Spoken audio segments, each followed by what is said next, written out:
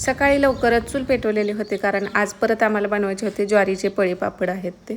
आता ह्याची detail recipe मी तुमच्यासोबत शेअर करेन, ज्यांना कोणाला हे ज्वारीचे पळी पापड बनवायचे असतील ते. आता पीठ शिजायला बराचसा वेळ लागतो, तोपर्यंत इथं स्वयंपाकसुद्धा करून घेतला. तर आता सगळ्या मिक्स डाळी आहेत त्या कुकरला लावलेल्या होत्या आणि इथं डाळीला तडका दिला. नंतर डाळ झाल्यानंतर काही चपात्या करायच्या होत्या, काही रोट्या करायच्या होत्या, त्या पण करून घेतल्या. आणि आजचं जेवण सिंपल असंच होतं, डाळ चपाती आणि दही लावलेलं. तर उन्हाळा म्हटल्यानंतर दही रोजच असतं.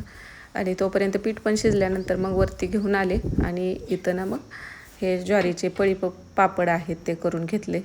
तर छान असे पापड आता घालून तर तयार झालेले होते. आता उद्या तळून दाखवेल ते पण.